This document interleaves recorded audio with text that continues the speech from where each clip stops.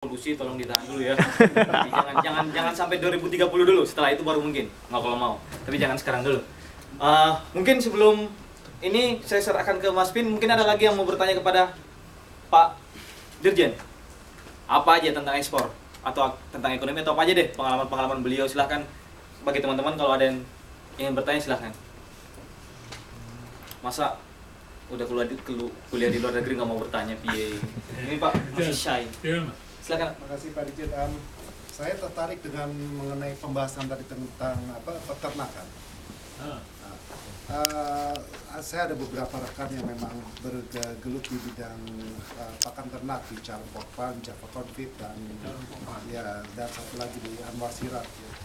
Nah kalau kita amati dalam kebutuhan pakan ternak di Indonesia itu hampir sebagian besar diimpor dari Meksiko, Brasil, Amerika dan New Zealand, terutama New Zealand untuk meat bone meal ya. Nah, trendnya bagaimana Pak antara New Zealand dan Indonesia dalam hal bidang pakan ternak ini kalau dilihat dari sejarahnya dan prospeknya ke depan? Emang kelemahan kita di situ. Jadi import konten daripada makanan ternak itu memang sangat tinggi gitu ya.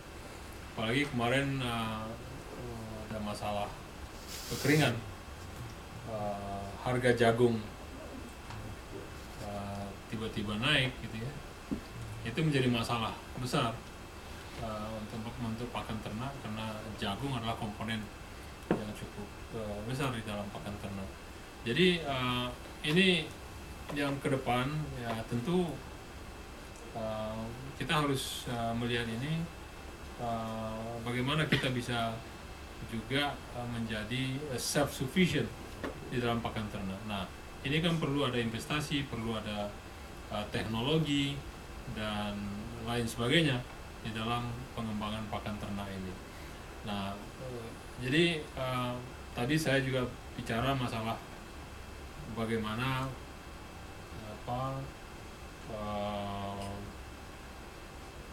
masalah beef di Indonesia, daging gitu ya, sebagai makanan, sebagai apa yang kita banyak import dari New Zealand, kita banyak import dari Australia, yang ini tentu juga ada kaitan bagaimana petani-petani kita, peternak-peternak kita untuk bisa mengembangkan ternaknya dengan pakan yang ini juga suatu dilema besar yang walaupun Kementerian Pertanian mengatakan kita harus self-sufficient untuk daging ya, untuk ternak. Sekarang population daripada cow di Indonesia itu hanya 15 juta. Saya nggak tahu New Zealand ini berapa, ada 25, 30, ada 50 juta cow di sini. 14 juta domba saja. Dengan penduduk 4 juta, dia New Zealand ini dia itu adalah memproduksi 1% daripada produksi dunia untuk beef. Ya. 7% ekspor dunia itu datang dari New Zealand, kira-kira gitu. Jadi, nah Indonesia adalah salah satu konsumen terbesar lah di dunia. Kita mengimpor, ya sebenarnya kita juga nggak mengimpor banyak karena kita tahu nggak berapa orang Indonesia itu makan daging per kapita per orang? Setengah kilo. Ada nggak idea? 100 gram. Ya per tahun. Ada nggak? Ada idea nggak? Tahu nggak? 1 kilo. Ya. Kita itu makan daging 1 tahun itu per kapita itu adalah 3 kilo.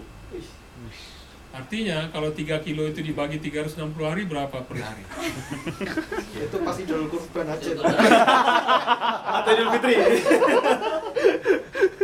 Ya, jadi sangat berapa? 10 gram ya? Iya. Ya kira-kira apa abon lah gitu ya. Abon gitu. Nah, kalau 3 kilo ini bisa kita tingkatkan menjadi 20 kilo, per kapita per year. Nah, bayangkan saja berapa besar market untuk daging itu di Indonesia. Nah, saya tadi memberikan satu hitung-hitungan kasar kepada para pengusaha di sini. Nah, kaget mereka. Itu kalau kita hitung, ya, kalau kita bisa meningkatkan consumption daging menjadi 20 kilo per kapita per year, itu besarnya pasar Indonesia adalah sekitar 35 billion dollars ya, per year untuk daging saja. Nah, bisa bayangkan nggak besarnya itu? 35 billion dollars. Nah, oleh karena itu ya kalau mau invest ya invest sekarang gitu. Ya, bikin usaha sekarang, invest, ya jadi apa? Jadi pengusaha apa? Peternak sapi. Ya, kalau punya sapi berapa 1.000 ekor, 2.000 ekor itu udah jadi konglomerat gitu ya, udah jadi. Udah bisa ikut pilkada tuh Pak. Ya. Ikut pilkada Pak ya. Nah, jadi tadi kembali kepada pakan ternak, ya itu satu masalah ya. Kita pun mau menjadi peternak sapi, pakannya juga sangat tergantung dengan luar. Nah, jagung kita belum self sufficient, produksi kita masih juga kecil gitu ya. Jadi banyak ya teknologi, banyak capacity building yang perlu kita bangun dari sekarang untuk bagaimana meningkatkan produksi jagung ini, atau ada bahan-bahan lain untuk membuat pakan ternak. Ayam di Indonesia, poultry itu ada 2,5 miliar ekor per tahun ya. Itu perlu makan ya. Jadi ini juga menjadi masalah kalau harga jagung naik, kalau terjadi musim kemarau, harga komoditis naik, itu akan menjadi, dan dampaknya harga ayam akan naik atau daging naik, kemudian rakyat nggak sanggup beli dan terjadi ribut. Maka tempe juga naik Pak. Nah, tempe-nya juga naik. Jadi Pak, saya nggak tahu jawabannya apa.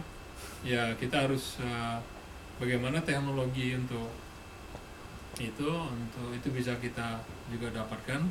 Kemudian bagaimana kita menarik investasi untuk itu masuk ke dalam negeri, ke Indonesia. Masalahnya sekarang inilah negara-negara maju yang produksi pakan itu atau sebagian bahan bakunya itu dari pertanian, itu adalah negara-negara yang memberikan subsidi kepada pertaniannya. Ya, kalau dia pindah masuk ke negara lain, ke Indonesia, dia kan tidak ada subsidi lagi. Ya, di Amerika subsidi itu besar untuk pertanian. New Zealand ini tidak ada subsidi pertaniannya.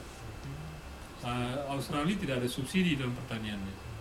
Ya, mereka cuma memberikan kredit ekspor. Kalau dia jual ke Indonesia produknya, dia bisa memberikan kredit kepada pembeli ya, melalui kredit ekspornya gitu. Nah, dengan suku bunga yang rendah. Nah, itu yang mereka lakukan. Tetapi direct subsidi kepada petani itu tidak seperti Eropa dan seperti Amerika. Mereka memberikan direct subsidi, oleh karena itu terjadilah produksi yang melimpah dan jadi harganya murah, dan petani-petani di negara berkembang yang tidak punya insentif untuk menjual karena harga murah dan kualitas bagus, ya kan? Jadi kita tidak menarik untuk menanamnya gitu ya. Nah, itu sebenarnya yang terjadi di dunia ini. Kenapa kita nggak mau nanam jagung? Ya, petani kita bilang ya saya tanam jagung pun nggak ada yang beli. Kenapa nggak ada yang beli? Karena harganya mahal. Harga impor lebih murah dari harga dalam negeri. Sehingga dia tidak mau nanam. Itu yang terjadi sebenarnya. Nah, oleh karena itu di WTO kita mengatakan no subsidi anymore. Ya, kita berjuang itu, tetapi ini kan politics. Ya. Nah, political ekonominya kan ada di situ. Ya, bayangkan seperti Eropa, petani yang nggak subsidi, besok dia turun ke jalan, dia buang semua itu tomatnya, dia buang semua itu wortelnya, dia buang semua itu kentang ke jalan. Ya, nggak berani pemerintahnya bisa turun dia. Nah, itu kekuatan farmersnya gitu. Nah ini sebaliknya kita di Indonesia beda gitu. Jadi ini yang terjadi sebenarnya. Nah bagaimana kalau udah nggak ada subsidi di sana, harganya menjadi fair, kita juga menanamnya lebih apa? Karena kita nggak pernah memberikan subsidi kepada petani kita. Memang kita nggak punya uang soalnya. Iya kan? Kita nggak punya uang. Teman-teman kita memberi subsidi kepada orang kaya melalui subsidi BBM. Itu juga nggak benar. Itu dicabut. Kasih sama petani, suruh dia nanam, ya perut kita kenyang kan gitu. Jadi nggak mikir macam-macam. Nah harga apa lebih bagus. Jadi saya nggak bisa menjawab pertanyaannya, ada terlalu banyak faktor yang perlu kita lihat lebih jauh mengenai pakan ternak ini. Jadi itu satu pakan ternak, pakan ikan, ya, itu juga kita juga masih impor. Pakan ikan yang kita itu impor. Pakan ikan itu kan harus ada keseragaman ikannya gitu.